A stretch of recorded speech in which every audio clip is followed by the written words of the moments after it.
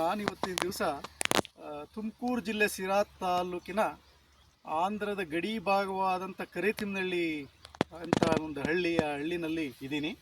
ನಾನು ಸಿರಾದಿದ್ದ ಸಹ ಇಲ್ಲಿವರೆಗೆ ಒಂದು 25 ಕಿಲೋಮೀಟ್ರು ಬಂದಾಗ ರೋಡ್ ಎಲ್ಲ ಎರಡು ಸೈಡೂ ಈ ಥರದ ರಾಗಿ ವಿಶೇಷವಾದಂಥ ನನ್ನ ಗಮನ ಸೆಳೀತು. ಇದು ನೋಡಿ, ರಾಗಿಯನ್ನು ಈ ಒಂದು ಬೇಸಿಗೆಯಲ್ಲಿ ಇವರು ನೀರಾವರಿ ಮೂಲಕ ವಾರಕ್ಕೆ ಅಂದರೆ ಒಂದು 8 ದಿವಸ 10 ದಿವಸಕ್ಕೆ ಒಂದೊಂದು ಸರಿ ನೀರನ್ನು ಹಾಯಿಸಿ ಈ ರಾಗಿಯನ್ನು ಬೆಳೆದಿದ್ದಾರೆ. ಇದು ತುಂಬ ವಿಶೇಷವಾಗಿದೆ. ನೋಡಿ, ಈ ಗಿಡ ಎಷ್ಟು ಸ್ಟ್ರಾಂಗ್ ಆಗಿದೆ, ಒಳ್ಳೆ ಟಿಲ್ಲರಿಂಗ್ ಬಂದಿದೆ, ತೆನೆಗಳು ಸಹ ಸಾಕಷ್ಟು ಬಂದಿದೆ. ಮತ್ತು ಇದು ನೋಡಿ, ಡಾರ್ಕ್ ಗ್ರೀನಿಶ್ ಆಗಿದೆ ಎಲೆಗಳೆಲ್ಲ, ಮತ್ತು ತೆನೆಗಳು ಸಹ ತುಂಬ ಡಾರ್ಕ್ ಬ್ಲ್ಯಾಕ್ ಕಲರ್ ಕಾಣುತ್ತೆ, ಮತ್ತು ತುಂಬ ಚೆನ್ನಾಗಿ ಕಾಳು ಕಟ್ಟಿದೆ ಕೆಲವೆಲ್ಲ. ಸೊ ಇವರು ಹೇಳೋದ ಪ್ರಕಾರ ಇಟ್ಟು ಬಿತ್ತನೆ ಬೀಜನ ಸಸಿ ಮಾಡಿ 1 ಎಕರೆಗೆ 3 kg ನಮಗೆ ಸಸಿ ಬೇಕಾಗುತ್ತೆ. ಇದನ್ನು ನಾಟಿ ಮಾಡಿ ಆಮೇಲೆ ಒಂದು 10 ದಿವಸಕ್ಕೊಂದ್ಸರಿ 12 ದಿವಸಕ್ಕೊಂದ್ಸರಿ ನೀರು ಬಿಡ್ತಾ ಇದ್ದೀವಿ. ಮತ್ತು ಇದು ತುಂಬ ಚೆನ್ನಾಗಿ ಬಂದಿದೆ ಅಂತ ಅಂದರು. ಯಾವ ತಳಿ ಅಂತ ಕೇಳಿದಾಗ ಅವರು ಹೇಳ್ತಾರೆ, ಇಲ್ಲ ಇದು ಯಾವುದೇ ತಳಿ ಅಲ್ಲ, ನಾವು ಎಲ್ಲಿ ತಂದಿದ್ದಲ್ಲ, ಇದು ನಾವು ವರ್ಷಗಳಿಂದ ನಮ್ಮ ಸ್ಥಳೀಯವಾಗಿ ಬೆಳೆದಂಥ ಒಂದು ರಾಗಿ ಇದು. ಇದನ್ನು ನಾವು ಬೀಜಕ್ಕೆ ಮತ್ತು ಮುಂದಿನ ವರ್ಷ ಇದನ್ನೇ ತಳಿಯನ್ನು ಬೀಜವಾಗಿ ಉಪಯೋಗಿಸ್ತೀವಿ. ಇದು ನಮಗೆ ಹಸುಗಳು ತುಂಬ ಇದನ್ನು ಇಷ್ಟಪಟ್ಟು ಈ ಒಂದು ಹುಲ್ಲನ್ನು ತಿನ್ನುತ್ತೆ. ಮತ್ತು ಇದರಿಂದ ರಾಗಿ ತುಂಬ ನಮಗೆ ಒಳ್ಳೆ ಗಟ್ಟಿ ರಾಗಿ ಬರುತ್ತೆ. ಮತ್ತು ಕಲರ್ ಸಹ ಒಳ್ಳೆ ಅಟ್ರಾಕ್ಟಿವ್ ಕಲರ್ ಆಗಿರತಕ್ಕಂಥ ನಮಗೆ ಮುದ್ದೆ ಇದರಿಂದ ಆಗುತ್ತೆ, ರುಚಿಯಾದ ಮುದ್ದೆ ಬರುತ್ತೆ. ಮತ್ತು ಇದು ಯಾವುದೇ ರೀತಿಯ ಜಾಸ್ತಿ ಮಳೆ ಬರೋದಾಗಲಿ ಏನೇ ಗಾಳಿ ಬಂದ್ರೂ ಇದು ಮುರಿದು ಬೀಳಲ್ಲ, ಮತ್ತು ಬೆಂಕಿ ರೋಗ ಬರಲ್ಲ, ಇಲುಕು ರೋಗ ಬರಲ್ಲ ಅಂತ ಅವರು ಹೇಳ್ತಾ ಇದ್ದಾರೆ. ಈಗ ಈ ರಾಗಿಯನ್ನು ಬೆಳೆದಿರ್ತಕ್ಕಂಥ ಶ್ರೀ ಈರಣ್ಣನವರು ನಮ್ಮ ಜೊತೆ ಇದ್ದಾರೆ. ಅವ್ರನ್ನೇ ಇದ್ರ ಬಗ್ಗೆ ಕೇಳೋಣ, ಇದು ಹೇಗೆ ಬೆಳೆದ್ರು, ಇದರ ಒಂದು ವಿಶೇಷತೆ ಏನು ಅಂತ. ಈರಣ್ಣವರೇ, ಸೊ ಇದನ್ನು ಎಲ್ಲಿ ಬೀಜ ತಂದ್ರಿ, ಹೇಗೆ ಬೆಳೆದ್ರಿ ಇದನ್ನು? ಅಲ್ಲಿ ಮನೆಯಾಗ ಬೀಜ 3 kg ನಾಟಿ ಮಾಡಿ ಅದಕ್ಕೆ ಒಟ್ಟಾದ 1 ತಿಂಗಳಾದ್ಮೇಲೆ ನಾಟಿ ಮಾಡಿರೋದು.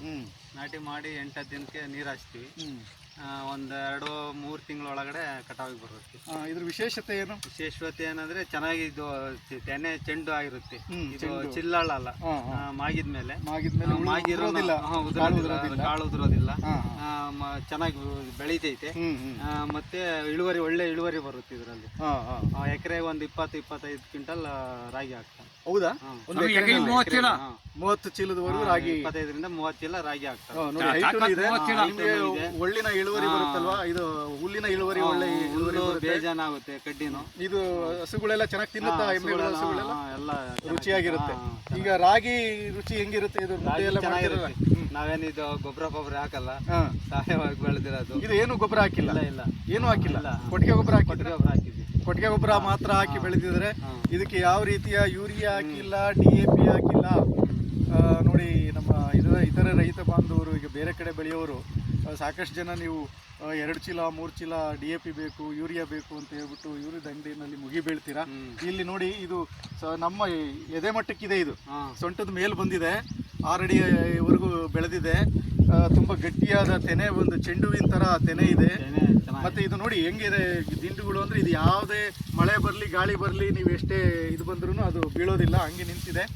ಸೊ ಇದು ರೈತರ ಸ್ಥಳೀಯವಾಗಿ ರೈತರೇ ಈ ಬೀಜವನ್ನು ಸಂರಕ್ಷಣೆ ಮಾಡಿಕೊಂಡು ಇವರು ಬೇರೆ ಎಲ್ಲ ಬೆಳೀತಾ ಇದ್ದಾರೆ. ಇಂಥ ತಳಿಗಳು ಖಂಡಿತವಾಗಿ ರೈತರಿಗೆ ವರದಾನವಾಗಬಲ್ಲವು. ಅವ್ರು ಹೇಳ್ತಾ ಇದ್ದಾರೆ, ನಾವು ನೀರಾವರಿನಲ್ಲಿ ಅಂದರೆ ಏನು ಒಂದು 10 ದಿವಸಕ್ಕೆ 12 ದಿವಸಕ್ಕೆ ಒಂದು ಸರಿ ನೀರು ಬಿಡ್ತೀವಿ, 3 ತಿಂಗಳಿಗೆಲ್ಲ ಇದು ಕಟಾವಿಗೆ ಬಂದ್ಬಿಡುತ್ತೆ. ನೀರೂ ಜಾಸ್ತಿ ಬೇಕಾಗಲ್ಲ ಇದಕ್ಕೆ. ಒಂದು ಎಕರೆಗೆ 20-25 ಕ್ವಿಂಟಾಲ್ ನಮಗೆ ಇದರಲ್ಲಿ ರಾಗಿ ಸಿಗುತ್ತೆ ಇದರಿಂದ ಅಂತ ಹೇಳ್ತಾರೆ. ಸೊ ಇದು ರಾಗಿ ಖಂಡಿತವಾಗಿ ರಾಗಿ ತಿಂದವ ನಿರೋಗಿ. ರಾಗಿಗೆ ಇವತ್ತಿನ ದಿವಸ ಎಲ್ಲೆಡೆ ಒಳ್ಳೆ ಸಹಕಾರ ಇದೆ. ಸರ್ಕಾರನೂ ಸಹ ಈಗ ರಾಗಿಗೆ ಒಳ್ಳೆ ಪ್ರೋತ್ಸಾಹ ಬೆಲೆ ಕೊಡ್ತಾ ಇದೆ. 4,500 ಮೇಲೆ ಪ್ರೋತ್ಸಾಹ ಧನ ಸಿಗ್ತಾ ಇದೆ. ಸೊ ಇಂಥ ರಾಗಿಯನ್ನು ಖಂಡಿತವಾಗಿ ನಾವು ಬೆಳಿಬೇಕು, ಉಳಿಸ್ಕೊಂಡು ಹೋಗಬೇಕು. ಇದು ರೈತರ ತಳಿ. ಇಂಥ ತಳಿಗಳನ್ನು ನಾವು ಸಂರಕ್ಷಣೆ ಮಾಡ್ಕೊಂಡು ಹೋಗಬೇಕು.